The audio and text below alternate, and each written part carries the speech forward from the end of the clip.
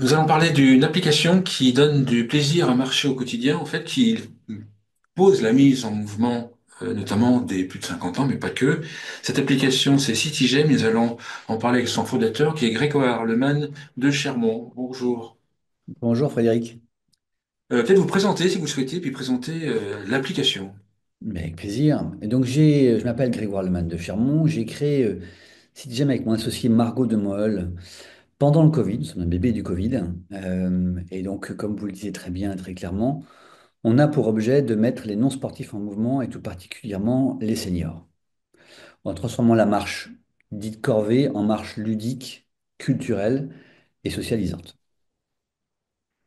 Concrètement, ça marche comment ça? Donc moi, j'ai téléchargé l'application. Ouais, Effectivement, ça nous pousse à découvrir des lieux. Même à Grenoble où je suis, ça m'a poussé à découvrir des lieux. Donc effectivement, ça nous pousse à aller voir le lieu, donc à marcher. C'est un peu ça l'idée.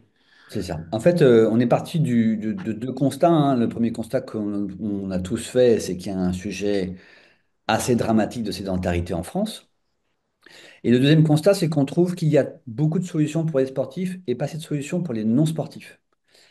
Et si on s'adresse à des non-sportifs avec des applications, avec un vocabulaire de sportif type dépassement de soi, compétition, douleur, apprentissage, on va perdre automatiquement ces personnes-là. Et donc, on a voulu se concentrer sur une solution d'activité physique modérée, accessible à tous, qu'est la marche.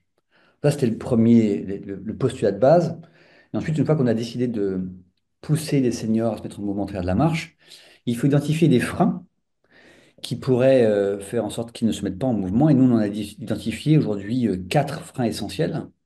Le premier, c'est que c'est bien joli de dire je vais aller marcher, mais souvent, on va se dire mais je vais marcher où, je vais faire quoi? Donc, c'est pour ça qu'on propose aujourd'hui près de 2000 balades sur l'application CityGem audio guidée. Le deuxième frein, c'est la proximité et l'adaptation à mes capacités physiques.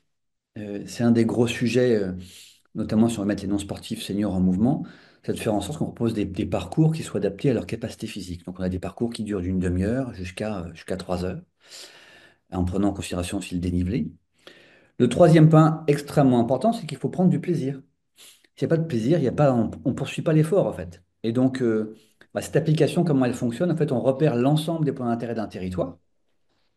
On regarde la logique thématique et géographique de ces points d'intérêt et on crée des parcours en boucle pour que vous puissiez revenir à votre point de départ. Et vous avez un guidage GPS qui vous guide tout au long du parcours, gauche-droite au fur et à mesure que vous avancez. Et quand vous êtes devant le point d'intérêt, on sait que vous êtes là parce que vous êtes géolocalisé. Votre téléphone va vibrer et on lance un audio qui vous raconte ce que vous voyez de manière courte et ludique. Et donc c'est cet agrément de découverte urbaine qui vous rend la balade en fait très plaisante et vous ne sentez même plus l'effort. Et puis le Est-ce que... quatrième élément, vas-y, Pardon? pardon Frédéric. Non, allez-y, non, allez-y. Quatrième élément. Le quatrième élément qui aussi fonctionne très bien et qui vient compléter l'outil de l'application, c'est le phénomène de groupe. Les seniors ont envie, pour beaucoup d'entre eux, de pouvoir se balader en groupe, pour pouvoir interagir et créer du lien social. Donc on a créé, en plus de l'application mobile CityGem, une plateforme de balade en groupe sur lesquelles les seniors peuvent venir choisir les balades qui les intéressent et s'inscrire et venir participer à une balade en groupe qui sera animée par un animateur qui va les guider tout au long de la balade.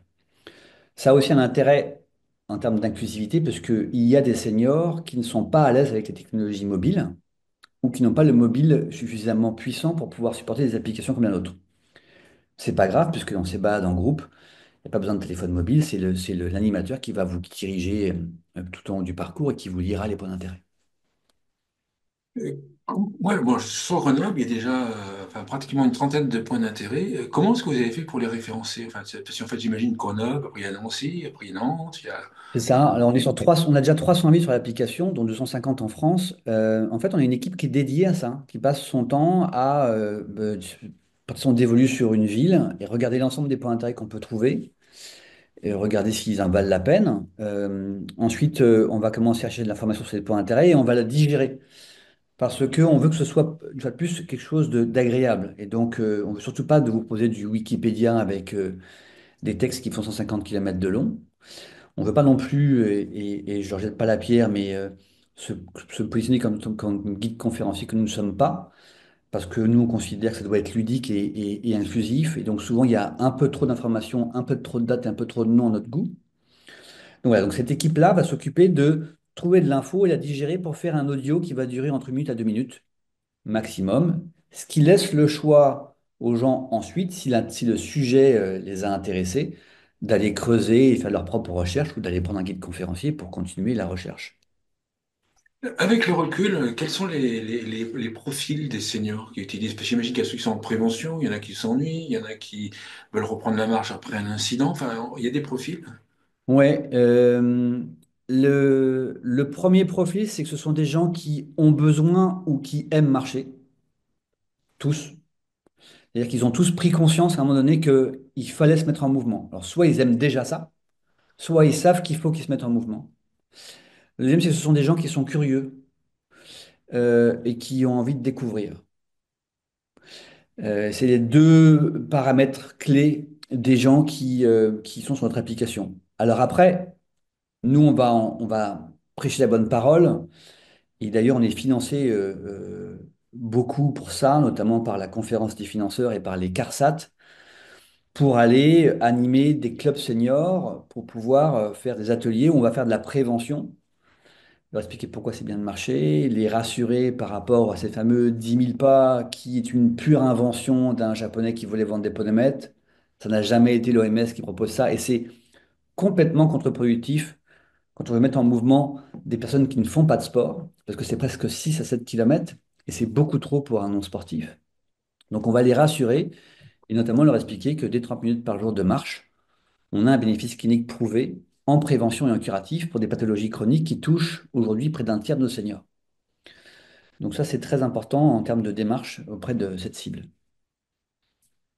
Dans les balades en groupe, tous les niveaux de seniors sont les bienvenus ou il n'y a pas de, entre guillemets, de sélection sur les niveaux? J'imagine qu'on ne peut pas se faire de sélection, mais il ne peut pas y avoir une orientation des sélections des niveaux de balade ou c'est Il va y avoir, bienvenu? aujourd'hui, il y a deux typologies de balades. Il y a les balades payantes sur la plateforme qui coûtent 10 euros la balade, sur laquelle chacun peut s'inscrire. Et là, on va dire c'est de l'allure modérée. On n'est pas du tout sur de la marche nordique, hein. Et puis, dans nos ateliers qui sont financés par des sociétés ou des entités publiques, là, on est toujours en partenariat avec des clubs seniors. Et c'est eux qui vont nous constituer les groupes par groupe de niveau, en fait. Et donc, il est arrivé, par exemple, je prends l'exemple il n'y a pas très longtemps au CCAS des Mureaux, il y avait un groupe de personnes qui étaient assez âgées et qui n'étaient pas aptes à faire une balade d'1 heure. Donc, on a décidé d'aller découvrir seulement 2 points d'intérêt. Ça a duré à peu près 20 minutes, une demi-heure max, pour pouvoir s'assurer que ils puissent participer à cette balade et puis faire plus si affinité. Donc, ça, c'est le premier point. Le deuxième point, c'est qu'on va venir compléter l'offre. Demain, sur les plateformes de balade en groupe, il y aura aussi des balades à allure plus rythmée, avec des enseignants à physique adaptés, et notamment des marches nordiques culturelles. Donc, il y aura différents niveaux d'allure, et les gens pourront choisir en fonction de là où ils se sentiront le plus à l'aise. D'accord.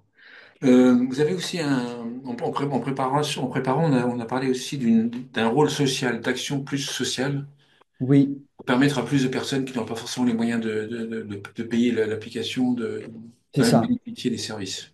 En fait, l'application aujourd'hui, elle est ce qu'on appelle freemium, c'est-à-dire qu'il y a une partie de l'application qui est gratuite et une partie qui est payante. Ça coûte 5 euros par mois ou 42 euros par an. C'est à la fois peu et beaucoup. Et donc, il y a des populations pour qui c'est une somme. Nos balades en groupe aujourd'hui coûtent à peu près, c'est plutôt aujourd'hui à 10 euros, mais on va certainement avoir d'autres tarifs qui vont osciller entre 10 et 20 euros la balade. Donc, c'est aussi une somme. Et donc, on cherche constamment du financement pour pouvoir proposer des ateliers et des balades gratuitement à ces populations plus précaires. Et donc, c'est notamment ce qui se passe avec la conférence des financeurs et avec les CARSAT. De manière générale, plus générale, est-ce qu'on peut imaginer que l'application soit enfin, co-brandée, utilisée, enfin bref, ou mise à disposition des bénéficiaires d'une mutuelle, par exemple, ou Oui, d'un oui, c'est tout livre à fait public? l'idée. On est en discussion d'ailleurs avec un certain nombre de- d'acteurs du monde de la santé. On pense au laboratoire. Je donne un exemple tout bête. Aujourd'hui, il y a un nouveau médicament incroyable qui permet de faire maigrir les obèses et les diabétiques. C'est super, hein, mais si vous ne changez pas vos habitudes de consommation et vos habitudes sportives, vous n'allez jamais pouvoir l'arrêter, ce médicament. Donc, l'idée, c'est que on vienne accompagner les traitements par une Ouais, solution type Citygem bien pour sûr. vous faire en même parallèle changer vos habitudes. Donc ça, c'est essentiel. Ça, c'est l'exemple qu'on peut prendre avec les laboratoires.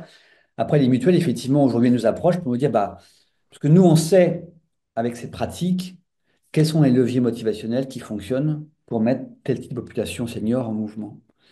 Et donc, on crée des packages avec, en général, un premier atelier de prévention pour faire comprendre certaines choses aux seniors et les rassurer vis-à-vis de la marche, et leur donner des clés de compréhension, les former sur l'outil et ensuite les emmener en balade avec un enseignant avec physique adapté qui va les rassurer et qui va leur montrer qu'on peut à la fois faire du sport et en même temps se faire plaisir. Et ça, c'est typiquement le genre de choses que va venir financer la mutuelle, atelier plus l'application, l'abonnement à l'application mobile. Est-ce qu'il y a des...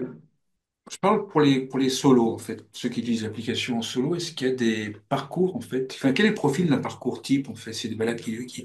Quand on est seul, bon, quand on est en groupe, j'imagine qu'on suit le groupe, d'accord? Puis en plus, ils sont disciplinés, donc voilà. Mais, euh, mais quand on est seul, on fait des balades de combien de pas, de combien de mètres, enfin, de centaines de mètres, kilomètres? Alors en fait, on les calcule pas en nombre de pas parce que les nombres de pas, les vôtres vont être différents des miens selon Bien sûr, ouais. votre taille et votre Et puis des fois, capacité physique. le téléphone met une moyenne et ça ne correspond pas ou pas à nous, et on C'est pense ça. avoir fait 10 Ça vous 000, en donne fait, on en ça a vous donne fait. une idée et ça vous montre votre Voilà. progression aussi. En fait, on vous donne une durée estimée. Nous, la durée estimée sur CityGM, c'est la vitesse des pas calculée par Google. Quand vous faites un itinéraire piéton, par exemple, ça vous calcule une vitesse piéton. Et on rajoute 2 minutes par point d'intérêt. Voilà. Mais après, si vous prenez votre temps et que vous papotez avec votre ami, bah, ça peut durer beaucoup plus de temps que prévu. Donc, c'est très variable. C'est vous qui allez juger. Nous, on vous a dit que sur chaque parcours, la durée estimée, la distance du parcours et le dénivelé du parcours. On a voulu faire ça aussi pour ne pas avoir à indiquer si c'est difficile ou facile, parce que c'est peut-être facile pour vous et difficile pour une autre personne. Donc, je vous donne des indications et à vous de faire votre marché là-dedans et de comprendre ce qui vous correspond. Et est-ce que vous allez permettre aux utilisateurs de vous proposer des points des lieux? J'imagine que oui, parce que ça, c'est une manne, ça sera beaucoup plus Alors, facile que c'est d'aller un faire très bon marcher les gens. point. Ouais. Oui et non. Les, les applications participatives, contributives, moi, je ne suis pas super fan parce que ça veut dire que potentiellement, vous n'allez pas avoir la même expérience utilisateur en fonction de qui va proposer le point d'intérêt. Parce que dans nos points d'intérêt, il y a trois éléments. Il y a une photo, il faut que la photo soit jolie, il faut qu'il fasse beau, il faut que ça donne envie d'y aller. Si j'ai une photo grise, mal cadrée, ben, j'ai pas envie d'y aller. Oui, effectivement. Ça paraît idiot, mais c'est super important. Oui, effectivement, oui. C'est un peu d'ailleurs ce que je reproche dans les guides type guide du routard, c'est qu'il n'y a pas de photo, donc ça ne me donne pas envie d'y aller. Ensuite, il faut qu'il y ait un descriptif qui soit ni trop long ni trop court, pas barbant. Et puis, il y a un audio. Et pareil, il faut que la voix soit agréable à écouter avec un bon rythme. Ah Donc, oui, d'accord, bien sûr. comme on veut que vous ayez toujours la même expérience, on vous laisse proposer des points d'intérêt. Vous pouvez prendre des photos ou proposer un texte descriptif sur un point d'intérêt. Et nous, on va modérer ça et le redigérer si nécessaire pour le mettre en ligne et vous attribuer le point d'intérêt. On mettra votre nom comme contributeur. Sinon, comment est-ce qu'on fait pour faire connaître CityGem à des seniors? Comment ça se passe pour faire connaître une application de ce type? Alors, d'abord, il faut savoir que, en termes Surtout que vous ne ciblez pas les sportifs. Parce qu'en fait, sensibiliser les sportifs, à la limite, il peut peut-être y avoir des canaux ouais, de diffusion, mais l'information, mais là, c'est non, donc. ouais. Alors, plusieurs choses. D'abord, chez les seniors, c'est la deuxième population la plus virale après les adolescents. C'est-à-dire que le senior aime bien se passer des bons plans entre seniors. Donc, nous, aujourd'hui, on n'a jamais fait de publicité, c'est que du bouche à oreille. Et au moment où je vous parle, on est à peu près à 100 000 téléchargements sur l'application. Ça marche très bien. Et ensuite, mais nous, on va venir cibler les regroupements de seniors. Donc, ça va être les clubs seniors, ça va être les clubs de rando, ça va être l'amicale de danse locale, de bingo local. toute entité qui regroupe des seniors, on va aller les démarcher pour leur présenter ce que l'on fait et on leur propose à tous la première balade gratuite, de façon à ce qu'ils puissent venir découvrir comment ça fonctionne et voir si ça leur plaît. Une conclusion ou un point que vous voulez rajouter à notre échange? Euh, c'est pas mon métier à la base de vouloir mettre les gens en mouvement. C'est le Covid qui a fait que mon métier précédent s'est arrêté, que j'ai eu cette idée. Mais je dois dire que c'est extrêmement gratifiant et ça me nourrit au quotidien de travailler pour cette cause. Et je vais vous donner deux anecdotes. La première, j'ai animé un atelier dans Paris et on avait créé un groupe WhatsApp pour qu'on puisse communiquer entre les participants. Et après la balade, une petite dame m'a écrit en disant merci, grâce à vous, j'ai redécouvert mon quartier. Et je suis rentré à pied, j'ai pas pris le bus et j'ai pas pris l'escalator, j'ai pris les escaliers. Donc pour moi, c'est victoire. La deuxième anecdote, c'est une autre personne qui est à la retraite et qui me dit les balades City Gem, ça rythme ma semaine. Quand je suis pas en balade, je suis chez moi tout seul en pyjama. Bien sûr. Tout est dit. Donc, on fait du bien aux gens et ça nous fait du bien nous-mêmes. Je trouve que en fait le terme de mouvement, c'est le bon point, parce qu'il y a pas mal d'actions de prévention qui parlent d'activité. Alors, ils parlent pas de sport, ils parlent d'activité physique. Mm. Déjà, ça, c'est déjà engageant, en fait. Alors que Ouais, les études scientifiques disent que c'est pas forcément l'activité physique, c'est au minimum le mouvement. c'est ça. Et en fait, j'ai envie de dire quelque part, avec beaucoup de bienveillance, on les prend au piège, dans le sens où on va mettre en avant la balade culturelle. Et c'est une fois sur place qu'ils vont découvrir que bah, il va y avoir une partie prévention et qu'il y a une notion d'activité physique qu'ils vont découvrir tout en prenant plaisir. Et donc ce côté ludique culturel est un très bon, très bonne, une fois de plus avec beaucoup de bienveillance, très bon appât pour faire venir les gens à marcher. Super, merci Grégoire Le Man de Chermont. Je rappelle que vous êtes le cofondateur de l'application CityGem. Merci beaucoup. Merci Frédéric.